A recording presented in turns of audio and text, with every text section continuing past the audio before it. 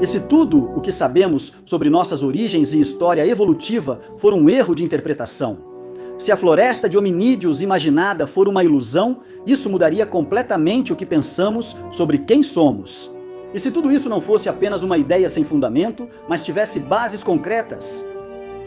Agora imagine um futuro distante em que nossa civilização desapareceu há milênios. Guerras, desastres, extinções, quem pode dizer?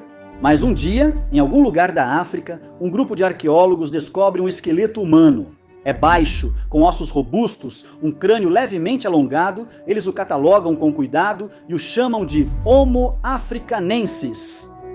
Depois, milhares de quilômetros mais ao norte, na fria tundra sueca, eles encontram outro, alto, com crânio arredondado, ossos finos, e o chamam de Homo borealis. Mesmo período, mesmas ferramentas, mas morfologias diferentes. A conclusão é que são duas espécies distintas, talvez primos, talvez competidores. No entanto, aqueles dois esqueletos eram ambos Homo sapiens. Éramos nós, você, eu, humanos modernos, separados apenas pelo local de nascimento. Claro, alguém poderia argumentar que uma ciência futura teria ferramentas genéticas para reconhecer a identidade da espécie, e provavelmente isso é verdade. Mas a questão não é a tecnologia, é o método mental, porque nós, hoje, somos essa ciência do futuro. E, no entanto, baseamos grande parte da nossa classificação evolutiva em evidências muitas vezes sem DNA, descontextualizadas, frágeis. E então, a verdadeira pergunta que surge da nossa provocação inicial é: quantos dos hominídeos que hoje chamamos de espécies diferentes, na verdade eram simplesmente variações do mesmo ser humano? Vivemos em uma época em que a ciência busca respostas também no passado, mas no campo da evolução humana, talvez as respostas que construímos sejam menos sólidas do que parecem. Desenhamos árvores genealógicas, inventamos nomes em latim e imaginamos ramificações evolutivas elaboradas. Mas tudo se baseia em ossos, fragmentos e reconstruções, e às vezes, mais do que reconstruções, projeções. O experimento mental com o qual abrimos este vídeo não é um jogo, é o coração da nossa investigação de hoje. Estamos cometendo no presente os mesmos erros que imaginamos no futuro. Estamos construindo a história das nossas origens sobre bases sólidas ou sobre um castelo de areia? Nos próximos capítulos, analisaremos as descobertas mais icônicas e polêmicas da paleoantropologia, dos fragmentos de Lucy aos mistérios do Homo naledi. Será uma jornada que vai questionar não os fósseis, mas as histórias que construímos ao redor deles. Mas antes de nos aprofundarmos nesse mistério extraordinário, se você quiser apoiar esse tipo de pesquisa independente e não perder as próximas investigações, este é o momento certo para se inscrever no canal e ativar as notificações. Por décadas, a narrativa dominante sobre a evolução humana foi um percurso linear, uma marcha constante, do primata ao Homo sapiens. Mesmo que hoje a ciência tenha substituído essa imagem por algo mais complexo, como um arbusto intricado, a ideia de uma progressão ordenada continua influenciando a nossa maneira de pensar. Mas quanto mais cavamos no passado, mais a ordem desse arbusto se transforma em caos, porque não existe um elo perdido. Existem dezenas deles, todos diferentes, todos incompletos e, acima de tudo, todos controversos. Donald Johnson, o pai de Lucy, admitiu isso com honestidade. Descobrimos muitos fragmentos, mas o que realmente nos falta é uma sequência clara, um fio contínuo, e talvez nunca tenha existido. Com o tempo, a comunidade científica inventou dezenas de nomes para esses fragmentos: Homo habilis, Homo ergaster, Homo rudolfensis, Homo naledi, Homo floresiensis. Às vezes, eles são separados por poucos centímetros de diferença no crânio, às vezes por um molar menor. E daí surge um novo ramo, uma nova hipótese, outra representação da árvore genealógica humana.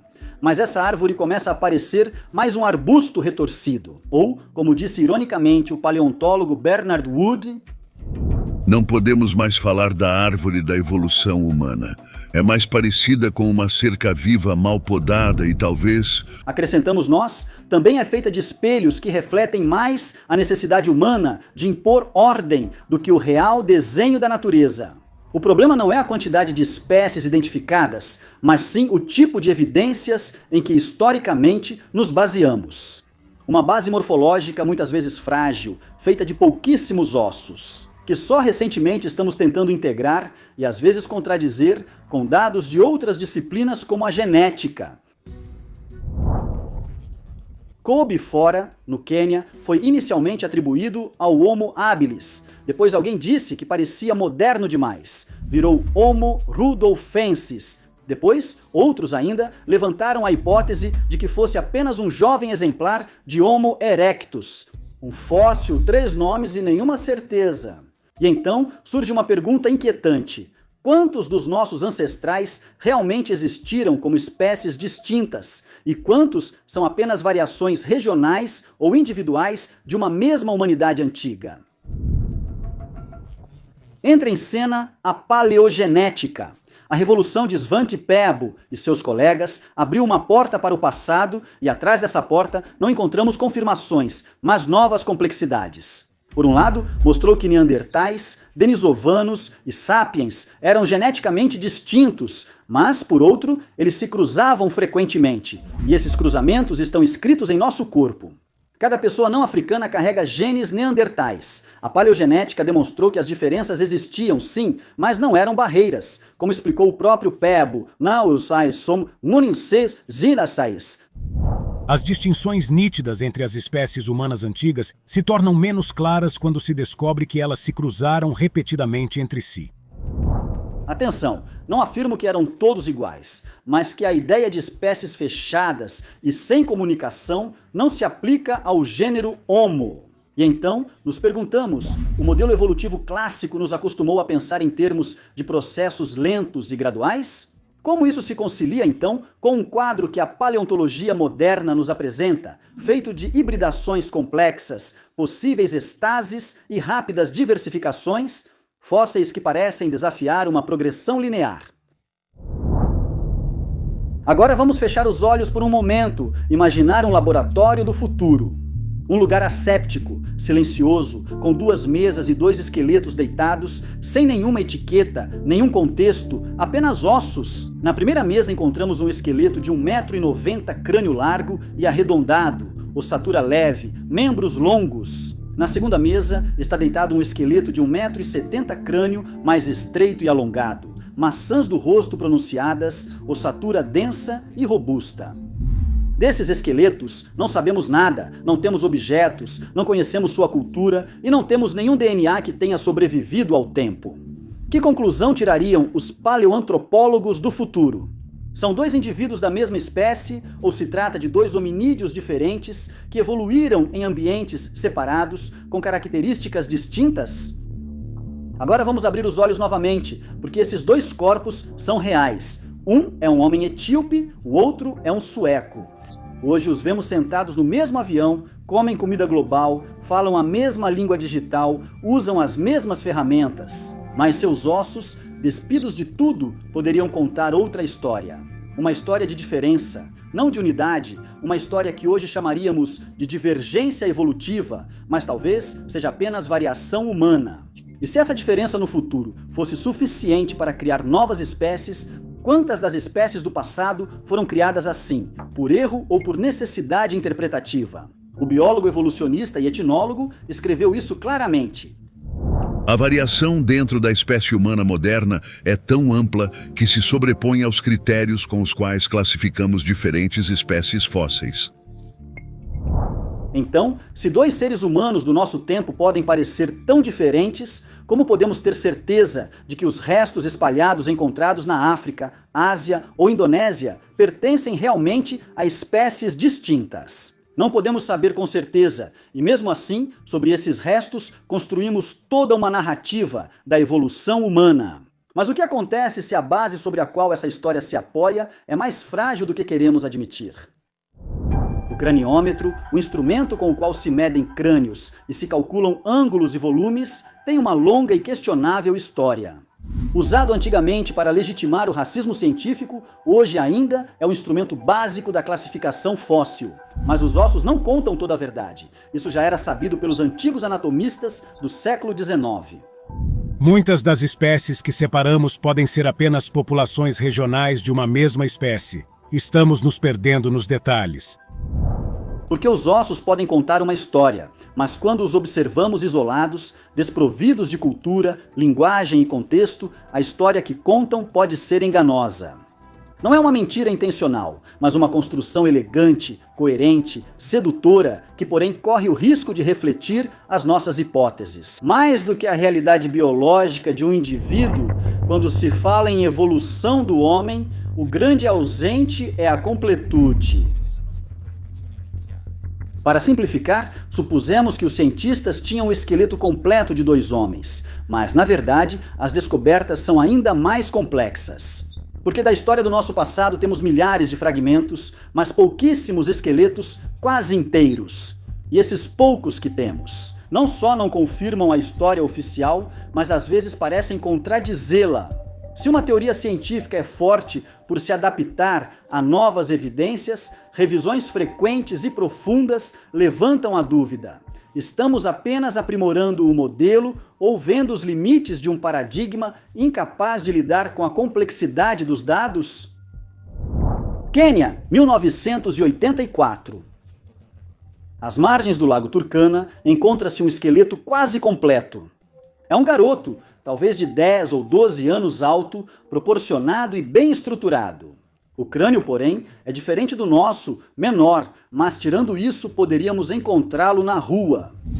Os cientistas o chamam de Homo ergaster, alguns dizem erectus, mas como pode, há 1.600.000 anos, existir um corpo tão parecido com o nosso? África do Sul, 2013. Em uma caverna profunda, são encontrados os restos de pelo menos 15 indivíduos. Eles são pequenos, com um crânio minúsculo, menos da metade do nosso. Mas eles enterravam seus mortos, talvez usassem o fogo, talvez vivessem em grupo. O problema é que ninguém sabe onde colocá-los. Eles são primitivos demais para serem modernos, mas inteligentes demais para serem primitivos. Tanto que o próprio descobridor, o professor Lee Berger, expressou várias vezes o paradoxo dessa descoberta. Ardi, há 4.400.000 anos, Lucy, há 3.200.000 anos, elas são chamadas de nossas ancestrais. São bípedes, mas seus corpos são pequenos, com braços longos de macaco, mãos adaptadas para escalar e crânios minúsculos. Ardi foi reconstituída com fragmentos tão frágeis que sua bacia precisou ser quase toda refeita em laboratório. A equipe de cientistas, liderada por Tim White, levou mais de 15 anos para publicar o estudo completo. Mas até hoje, apesar da monumentalidade do trabalho, as conclusões ainda são debatidas. Alguns paleontólogos questionam a interpretação do seu bipedismo e a sua posição exata na nossa genealogia. A pergunta, portanto, permanece em aberto. Veja, Ardi e Lucy são nossas ancestrais diretas ou apenas parentes colaterais? Ou talvez as reconstruções deles tenham causado alguns equívocos? Israel, cavernas de Kafzé e Skul. Aqui foram encontrados esqueletos de Homo sapiens idênticos a nós, datados entre 90.000 e 120.000 anos atrás. Mas, de acordo com a teoria oficial, o homem moderno só teria saído da África há 70.000 anos. Como explicamos essa presença antecipada? Se esses fósseis tivessem sido encontrados na Europa, nós os teríamos chamado de homem moderno, mas no Oriente Médio eles nos obrigam a rever tudo. Como vimos, toda vez que encontramos um esqueleto quase completo, ele não confirma o modelo. Pelo contrário, muitas vezes o abala. Muito moderno, muito primitivo, muito parecido conosco ou muito anômalo. Então, a questão não é apenas se estamos contando bem a história do homem, a questão é se estamos contando a história certa.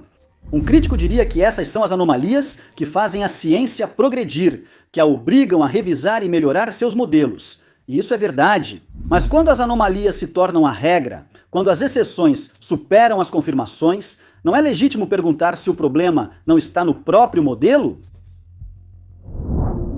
Há anos, uma afirmação circula nos corredores mais incômodos da ciência. Não está escrita nos manuais, não é citada nos congressos, mas já foi sussurrada por mais de um estudioso sério. Todos os ossos dos quais tiramos a história da evolução humana poderiam caber dentro de uma mala. É uma provocação, claro, e hoje talvez fosse necessário um baú, mas a verdade incômoda que essa imagem sugere permanece. Nosso conhecimento se baseia em um punhado de esqueletos quase completos e milhares de fragmentos isolados. O próprio paleoantropólogo Donald Johanson, descobridor de Lucy, chegou a dizer que antes da descoberta deles, as evidências fósseis da evolução humana eram tão escassas que poderiam caber na palma de uma mão, e mesmo depois, acrescentamos nós, não é que tenham aumentado muito. Uma teoria científica se fortalece com o acúmulo de evidências. Aqui, quanto mais escavamos, mais aumentam as lacunas. Apesar dos avanços, o registro fóssil continua extremamente fragmentado. De certa forma, é como tentar reconstruir um livro tendo apenas algumas palavras em cada página. Claro, um evolucionista responderia que, mesmo que sejam poucas, essas palavras apontam todas na mesma direção, sugerindo uma trama coerente de descendência comum. Também é verdade que poucas palavras podem sugerir várias tramas distintas. Então, uma pergunta inevitável que devemos nos fazer é se encontramos um relato crível ou se selecionamos aquele que melhor se encaixava nas nossas expectativas. Nós realmente observamos um processo ou apenas o reconstruímos depois dos fatos? E, por fim, o que acontece quando tentamos juntar partes de indivíduos diferentes, encontrados em lugares distantes e épocas distintas? Porque é daí que extraímos o desenho de toda a história humana. Hoje, em comparação ao passado, contamos com experiências, técnicas sofisticadas, datações radiométricas precisas, análises isotópicas que revelam a dieta e as migrações, tomografias que mostram estruturas internas.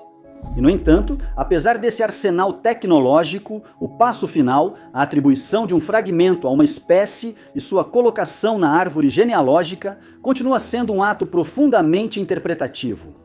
Aconteceu com Homo habilis, definido por pedaços espalhados, um crânio aqui, uma mandíbula ali. Aconteceu com Homo rudolfensis, que, segundo alguns, talvez nem exista como espécie. E depois, há o caso marcante do chamado homem de Piltdown, uma combinação fraudulenta de ossos humanos e mandíbula de orangotango, confundida por décadas com um autêntico ancestral. Uma fraude aceita pela comunidade científica por quase 40 anos, aceita porque o desejo de encontrar o elo perdido foi mais forte do que a racionalidade. Inglaterra, 1912. Um arqueólogo amador, Charles Dawson, afirma ter descoberto o elo perdido entre o homem e o primata, um crânio moderno com uma mandíbula de macaco. Eles o chamam de Eoanthropus dawsoni, a aurora da humanidade. Por mais de 40 anos, o homem de Piltdown foi exposto em museus, impresso em livros e ensinado nas escolas. Mas então, em 1953, a verdade foi revelada. Tratava-se de uma farsa. Uma mandíbula de orangotango foi unida a um crânio humano e ambos foram manchados com substâncias químicas para parecerem mais antigos. Alguém pode afirmar que, apesar de tudo, no final a ciência está correta. Mas o fato de uma fraude tão grosseira ter sido aceita por 40 anos continua sendo um alerta poderoso. Até mesmo a ciência pode acreditar no que deseja. O antropólogo Stephen Jay Gould comentou amargamente: Piltdown foi aceito porque dizia à ciência inglesa exatamente o que ela queria ouvir. Indonésia, ano de 2003.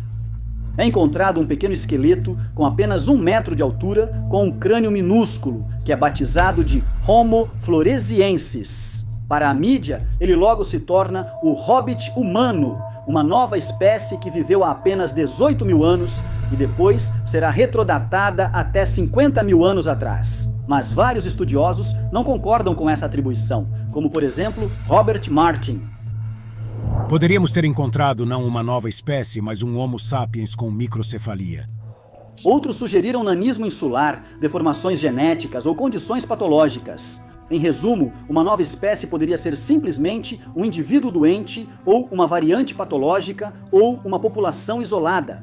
Embora hoje o consenso tenda para a hipótese de uma espécie distinta, o longo e acalorado debate demonstra o quanto é difícil distinguir uma verdadeira espécie de uma variação extrema. O rótulo de nova espécie chama a atenção, A incerteza, por outro lado, passa despercebida em silêncio. E então, quantas das descobertas que hoje preenchem nossos atlas evolutivos são realmente o que acreditamos e quantas permanecerão assim? Só até encontrarmos algo que as contradiga? 1972, Koobi, fora, Quênia. Foi encontrado um crânio com um rosto achatado. Não se sabe exatamente a quem pertence, mas é diferente do Homo habilis e por isso cria-se uma nova espécie, Homo rudolfensis. Mas não existem esqueletos associados, apenas um punhado de restos. Mas a dúvida permanece e se torna ainda mais forte quando é expressa por um dos cientistas que contribuiu para a sua catalogação. Não temos dados suficientes para saber se Rudolfensis é realmente uma espécie distinta. Pode ser que nem exista. Em toda essa história, crânios medidos, dentes catalogados, fêmures datados por radiocarbono. Talvez tenhamos esquecido uma pergunta fundamental. O que torna um ser humano humano? É uma pergunta que nenhum osso, nenhum crânio, nenhum dente pode realmente responder.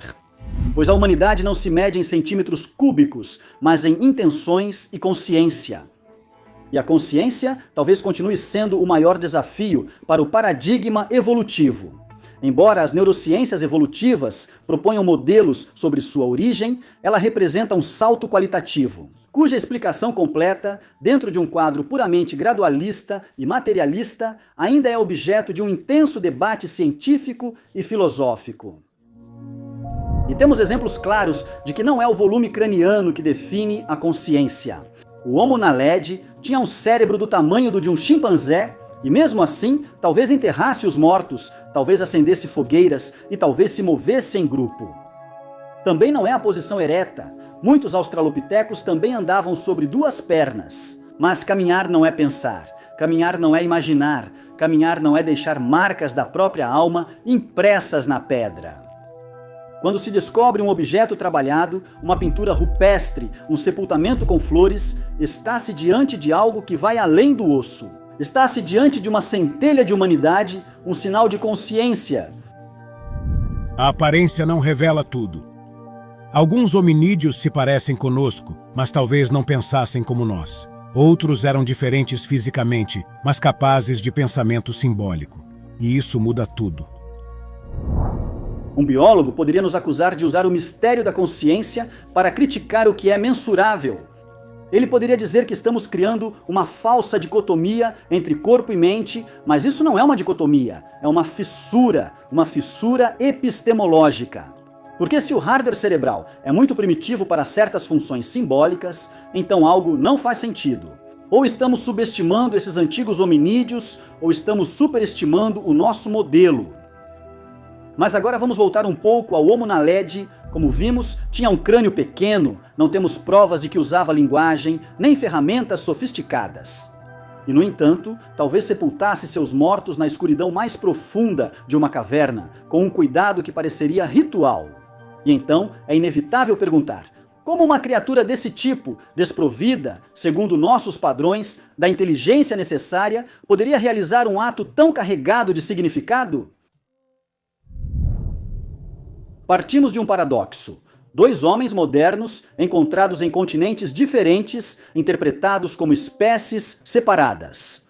Um erro que, em um futuro distante, alguém poderia cometer. Claramente, é uma provocação, mas essa provocação é útil para nos perguntarmos se nós mesmos não estamos cometendo o mesmo erro hoje. Porque, como vimos, quanto mais cavamos no passado, mais percebemos que não sabemos o que estamos procurando, que estamos usando instrumentos de laboratório para medir. Uma história que também é consciência, cultura, intenção e que talvez nenhuma teoria evolutiva, por mais refinada que seja, consiga realmente compreendê-la por completo. Nossas origens hoje não são uma linha traçada com segurança, não são uma fábula evolutiva, em que um dia o homem se levantou e tudo começou. São um mosaico confuso de restos e hipóteses, um quebra-cabeça com mais buracos do que peças. Talvez o nosso passado seja muito mais obscuro do que queremos admitir, mais desordenado e mais imprevisível. E talvez, justamente por isso, o quadro que emerge exige um modelo explicativo muito mais complexo e sutil do que o relato evolutivo clássico nos acostumou a pensar. Porque no fundo, a história do homem não é uma marcha, talvez não seja nem mesmo apenas uma questão de biologia. É uma pergunta antiga, nunca resolvida. Neste ponto, estamos curiosos para saber sua opinião. Deixem nos comentários o que vocês acham e se gostaram do vídeo e querem apoiar o nosso trabalho, não se esqueçam de deixar um like e se inscrever no canal. Até a próxima história!